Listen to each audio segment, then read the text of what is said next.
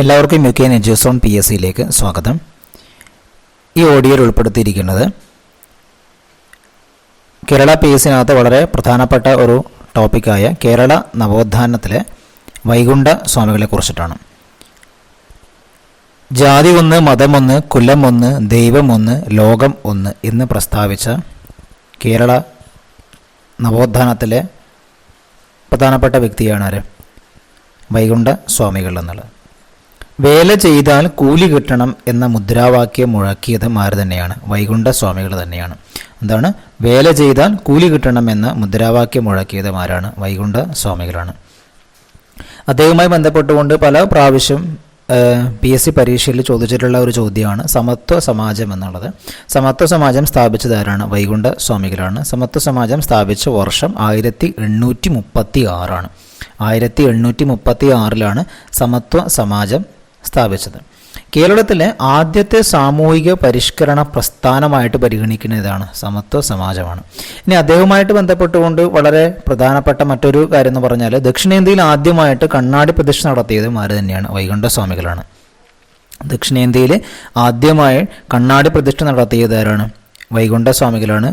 മുടിചൂടും പെരുമാൾ എന്നറിയപ്പെടുന്ന അദ്ദേഹമാണ്. സമ്പൂർണ്ണ ദേവൻ എന്നീ പേരുകളൊക്കെ അറിയപ്പെടുന്ന നവോത്ഥാന നായകനാണ് ആര്? വൈകുണ്ഠ സ്വാമികൾ. അദ്ദേഹം ജനിച്ചത് സ്വാമിന്തോപ്പിലാണ്. ഒരു പ്രീവിയസ് ക്വസ്റ്റ്യൻ ആണ്. സ്വാമിന്തോപ്പിലാണ്. സ്വാമിത്തോപ്പ് നാഗർകോവിലെ സ്വാമിത്തോപ്പിലാണ് അദ്ദേഹം ജനിച്ചത്. 1809 ആണ്. 1809 മാർച്ച് 12. കേരളത്തിലെ സാമൂഹിക പരിഷ്കർത്താക്കളിൽ ആദ്യത്തെയാൾ എന്നറിയപ്പെടുന്നത് ആര് തന്നെയാണ്? വൈകുണ്ഠ സ്വാമികളാണ്. അപ്പം അദ്ദേഹവുമായി ബന്ധപ്പെട്ടുകൊണ്ടുള്ള മറ്റൊരു ചോദ്യം അല്ലെങ്കിൽ പ്രതീക്ഷിക്കാവുന്ന മറ്റൊരു ചോദ്യം എന്ന് പറഞ്ഞാൽ തിരുവിതാംകൂറിലെ രാജാവിനെ അനന്തപുരിയിലെ നീചൻ എന്ന് വിശേഷിപ്പിച്ചത് വൈകുണ്ഠ സ്വാമികളാണ്. തിരുവിതാംകൂറിലെ ഭരണത്തെ കരിനീചന്റെ ഭരണം എന്ന് വിശേഷിപ്പിച്ചത് ആര് തന്നെയാണ്? വൈകുണ്ഠ സ്വാമികൾ തന്നെയാണ്. ബ്രിട്ടീഷ് ഭരണത്തെ വെണ്ണീച ഭരണം അല്ലെങ്കിൽ വെളുത്ത പിശാചിന്റെ ഭരണം എന്ന് വിശേഷിപ്പിച്ചത് ആര് തന്നെയാണ്? വൈകുണ്ഠ സ്വാമികളാണ്. അപ്പം മേൽമുണ്ട് സമരം എന്നുള്ള ഒരു ഭാഗം പലപ്പോഴും ചോദിക്കാറുണ്ട്. മേൽമുണ്ട് സമരത്തിന് പ്രചോദനം നൽകിയിട്ടുള്ള സാമൂഹിക പരിഷ്കർത്താവന്മാർ തന്നെയാണ്? വൈകുണ്ഠ സ്വാമികളാണ്. മേൽമുണ്ട് സമരം 1823 വൈകുണ്ഠ സ്വാമി നയിച്ച സമരമാണ് 1859 ചാന്നാർ ലഹളയ്ക്ക് പ്രചോദനമാകുന്നത്.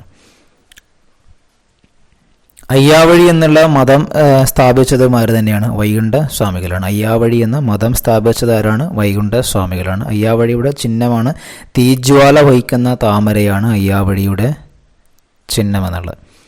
ഇനി വൈകുണ്ഠ സ്വാമികൾ സ്ഥാപിച്ച ക്ഷേത്രങ്ങൾ അറിയപ്പെടുന്നതാണ് നിഴൽ താങ്കൾ എന്നുള്ളത്. വൈകുണ്ഠ സ്വാമികൾ സ്ഥാപിച്ച ക്ഷേത്രങ്ങൾ അറിയപ്പെടുന്നതാണ് നിഴൽ താങ്കൾ എന്നുള്ളത്. ഓക്കെ, അപ്പോൾ ഇതൊക്കെ എന്നാണ് അദ്ദേഹവുമായി ബന്ധപ്പെട്ടുകൊണ്ട് ചോദിക്കാറുള്ളത് ചോദ്യങ്ങളാണ്. പിന്നീട് വൈകുണ്ഠസ്വാമി നിർമ്മിച്ച പൊതു കിണർ അറിയപ്പെടുന്നത് മുന്തിരി കിണർ എന്നാണ്. അല്ലെങ്കിൽ സ്വാമി കിണർ, മുന്തിരി കിണർ എന്നറിയപ്പെടുന്ന അദ്ദേഹം നിർമ്മിച്ച പൊതു കിണർ അറിയപ്പെടുന്നതാണ് മുന്തിരി കിണറാണ്. പിന്നീട് നിശാ പാഠശാലകൾ സ്ഥാപിച്ച് വയോജന വിദ്യാഭ്യാസം എന്ന ആശയം നടപ്പിലാക്കിയ വ്യക്തിയും ആര് തന്നെയാണ്? വൈകുണ്ഠ സ്വാമികളാണ്. പിന്നീട് തൂവയിൽ പന്തി കൂട്ടായ്മ സ്ഥാപിച്ചത് വൈകുണ്ഠ സ്വാമികളാണ്. അദ്ദേഹത്തിൻ്റെ പ്രധാനപ്പെട്ട കൃതികളാണ് അഖിലത്തിരട്ട്, അമ്മാനെ, അരുൾനൂല് എന്നിവയൊക്കെ അദ്ദേഹത്തിൻ്റെ വളരെ പ്രധാനപ്പെട്ട ചില കൃതികളാണ്. ഇതൊക്കെയാണ് വൈകുണ്ഠ സ്വാമികളുമായിട്ട് ബന്ധപ്പെട്ടുകൊണ്ട് നമുക്ക് പ്രതീക്ഷിക്കാവുന്ന ചില ചോദ്യങ്ങൾ എന്നുള്ളത്. കേരള PSC ബന്ധപ്പെട്ട ക്ലാസ്സുകൾ ഇനി വരും ദിവസങ്ങളിൽ കൂടുതൽ ക്ലാസ്സുകൾ ചാനലിലൂടെ അപ്ലോഡ് ചെയ്യുന്നതാണ്. നിങ്ങൾ ഈ ചാനൽ ആദ്യമായിട്ടാണ് കാണുന്നതെങ്കിൽ സബ്സ്ക്രൈബ് ചെയ്യുകയും അതോടൊപ്പം ബെല്ലൈക്കൻ എനേബിൾ ചെയ്യുകയും ചെയ്യും. താങ്ക്